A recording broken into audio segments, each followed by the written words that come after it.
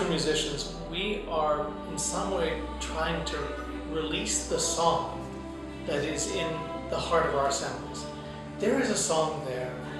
We provide words, we provide melodies that are singable, and I think that this hymnal really captures that in so many ways, in the ritual music, in the psalter, but most particularly in the hymns and songs.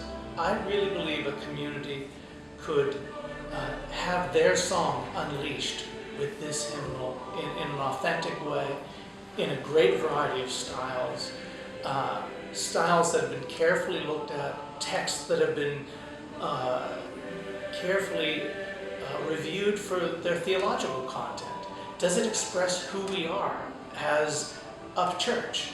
Is it the ecclesiology of our current understanding?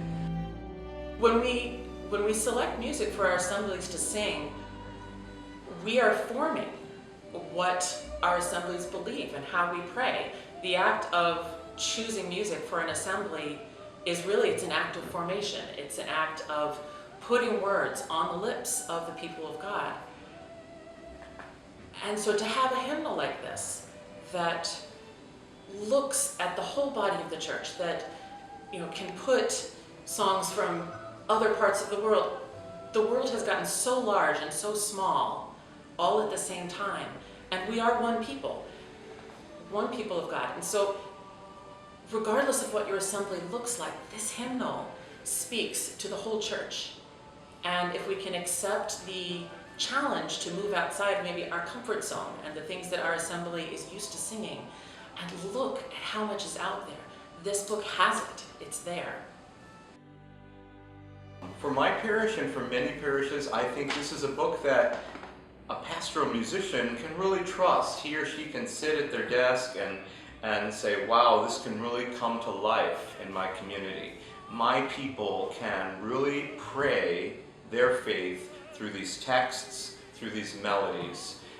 These texts can preach the good news, they can preach the gospel, they can preach words of hope, they can sing words of lament, they can be with people in their joyful times and their times of deep despair, always remembering the joy of the gospel, the mercy of God, and to be able to put that all together in their life of faith. I'm really excited about the expanded lectionary possibilities. I think folks are really going to delight in all the psalmody that's available to them for the lectionary, as well as the rites of the church for communion processionals. There's an awful lot of psalmody, and I think folks are going to be very pleased with that. I'm also excited about the service music.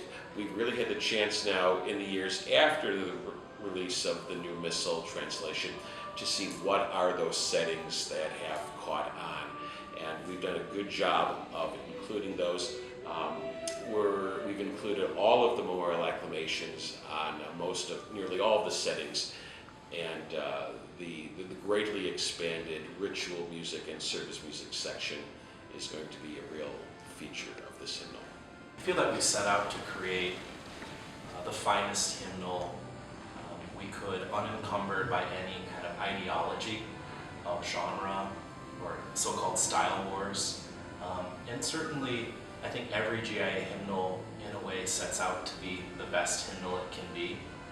But this hymnal, we really tried to see beyond some of the arguments that you see in parishes, to really look and see actual living communities singing these songs and imagining how they would be used in liturgy, and seeing that flourishes in so many genres, styles, languages, musical idioms, and forms.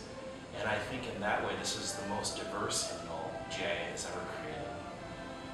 I am really looking forward to holding this book in my hand. I also was working in a parish where we used the first ritual song. Loved it then. And I'm just so proud to have been part of updating it, expanding it a little bit, bringing all the goodness forward. It's a hymnal for the church. It's not about, it doesn't acknowledge even the, divisions between genres and, this is traditional and this is contemporary.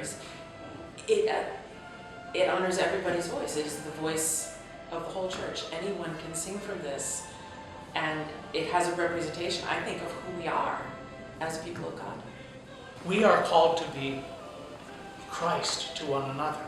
Does this hymnal help us become Christ? I think it does. It really does.